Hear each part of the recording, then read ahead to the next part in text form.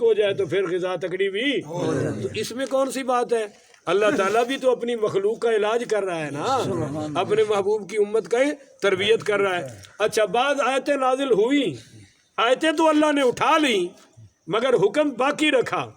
بولیے حکم باقی رکھا، اس کی وجہ کیا میں آگے بتاؤں گا، اللہ نے خود ہی بتا دیا۔ حکم یہ تھا کہ زانی کو سنسار کرو، رجم کرو۔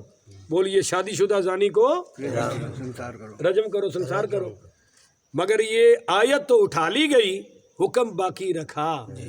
بولیے حکم باقی رکھا۔ اور حضرت عمر نے ایک خطبے میں فرمایا تھا کہ پہلے رجم کی آیتیں آئی تھیں، بعد میں اٹھا لی گئیں۔ اگر مجھے یہ ڈر نہ ہوتا کہ لوگ کہیں گے کہ عمر نے قرآن میں مداخلت کی ہے تو میں رجم کا حکم قرآن کے اندر لکھ دیتا، قرآن کے اندر۔ اب حضرت عمر چاہتے ہوئے بھی ایسا کر سکے تو یہ کہتے ہیں جی بدل دیا ہے، چاہتے ہوئے بھی، حکم بھی اللہ کا ہے، بولیے حکم بھی، مگر حضرت عمر اس کو قرآن میں لکھ سکے تو یہ حکم تو باقی رہا مگر الفاظ اٹھا لیے گئے۔ بولیے الفاظ۔ اسی طرح بعض احکام اللہ نے پہلے بھیجے مگر بعد میں اس کو تبدیل ہے، اس کی مثال بھی دے چکا ہوں۔ اچھا بعض جگہ حکم آیا ہے، آیات نہیں آئی۔ بولیے آیات ہے، اب وہ حکم کیوں آیا ہے؟ تاکہ پتہ چل جائے کہ نبی کی زبان بھی رب کا کلام ہے۔ وما ينطق عن الهوى ان هو الا وحی یوحی۔ تو اچھا حکم کا اٹھا لینا یعنی بھلا لینا کیا تھا؟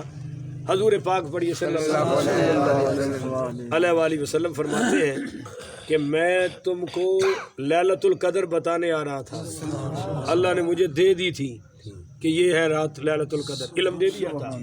دو صحابہ آپس میں بحث کر رہے تھے، جھگڑ رہے تھے، آپ نے فرمایا تمہارے جھگڑے کی وجہ سے میرا علم اٹھا لیا گیا۔ تو پتہ چلا جس گھر میں جھگڑا ہو، محفل میں، مجلس میں، مدرسے، مسجد میں، وہاں خیر ہے، علم نہیں آتا، وہاں پھر جہالت ہی پھیلتی ہے۔ اللہ ہمیں جھگڑوں سے محفوظ فرمائے۔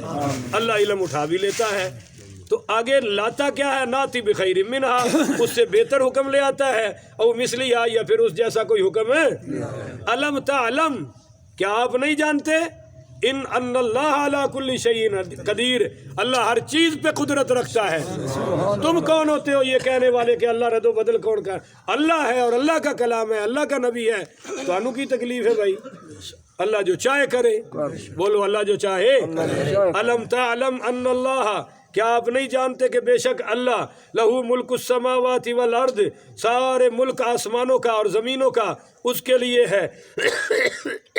وما لکم من دون اللہ، اور نہیں ہے تمہارے لیے اللہ تعالیٰ کے سوا کوئی کیا، من ولی ولا نصیر، نہ کوئی تمہارا حمیتی اللہ کے سوا ہے، نہ کوئی مددگار اللہ کے سوا ہے۔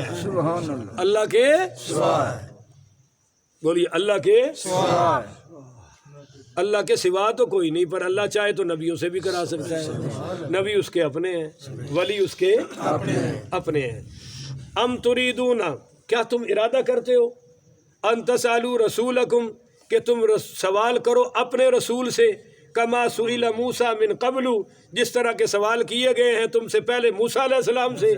صحابہ مسئلے بار بار پوچھتے تھے، بولیے صحابہ مسئلے بار بار پوچھتے تھے۔ مثال کے طور پہ حضور فرما رہے تھے کہ حج فرض ہے، بولیے حج فرض ہے، تو ایک صحابی کھڑے ہو گئے، کہنے لگے جی ہر سال، تو آپ خاموش رہے، آپ نے کوئی جواب نہیں، وہ بیٹھ کے پھر کھڑے ہو گئے، کہنے لگے یا رسول اللہ یہ حج ہر سال فرض ہے، آپ پھر خاموش۔ تیسری بار بھی انہوں نے سوال کیا، آپ پھر بھی خاموش، اور چوتھی بار جب وہ بیٹھ گئے انہوں نے تو سوال نہیں کیا، تو آپ نے فرمایا کہاں ہے وہ سوال کرنے والا؟ پھر آپ نے فرمایا پہلی قومیں اس لیے برباد ہوئی ہیں کہ وہ اپنے نبی سے سوال کرتی تھی اور پھر بحث شروع کر دیتی تھی، ایسا کیوں ہے، ایسا کیوں نہیں، جی میں نہیں بعض ساڈے بیلی بھی کہہ جائے پہلے مولوی مرے ہوئے سن جی انہاں کیوں نہیں دسیا، آج تو پہلے نہیں سنیا، تسی نویں مولوی آ گئے ہو۔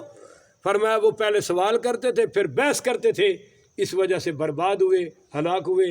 اور اگر میں تمہارے سوال پر کہہ دیتا کہ آج ہر سال فرض ہے تو ہر سال فرض ہو جانی تھی، لہذا جو میں بتاؤں وہ سنا کرو، اور جو ضرورت ہو وہ پوچھا کرو، اس سے زیادہ پوچھنے کی ضرورت ہے۔ اور سورۃ المائدہ میں اللہ نے ممانعت کر دی کہ بھائی اس طرح بے ضرورت اور فضول سوال کرنے کی اجازت ہے، تو صحابہ ڈر گئے، اس وقت اللہ نے فرمایا ام تریدون ان تسالو رسولکم، کیا تم اپنے نبی سے اس طرح سوالات کرنے کا ارادہ رکھتے ہو کما سئل موسیٰ من قبل، سونے نہیں موسیٰ علیہ السلام تو سوال انہوں نے کیتے کہ انہاں کیا گائیں ذبح کرو، انہوں کہا جی رنگ کیڑا ہونا چاہیے، کیسی ہونی چاہیے، کڈی ہونی چاہیے، پھر ہر ویل جتی ہوئے یا غیر جتی ہوئے، وہ جویں جیسے جیسے سوال کرتے گئے تو پھر بعد بھی تو اللہ کہتا ہے کہ اس طرح تم اپنے نبی سے سوال نہیں تم ادب سے کرو۔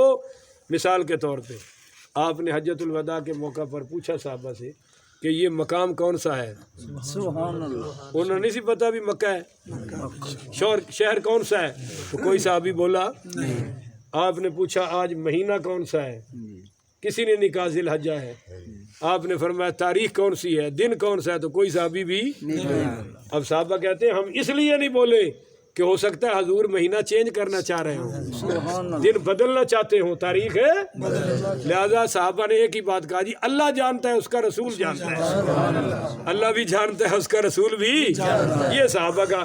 تو فرمایا وَمَن يَتَبَدَّلِ الْكُفْرَ، جو شخص تبدیل کرے گا کفر کو بالایمانی، ایمان کے ساتھ، یعنی جو بے ادبی کرے گا تو اس نے اپنے ایمان کو کفر کے ساتھ تبدیل کر لیا ہے، فقد ضل سواء السبیل، وہ سخت سیدھے راستے سے گمراہ ہو گیا ہے۔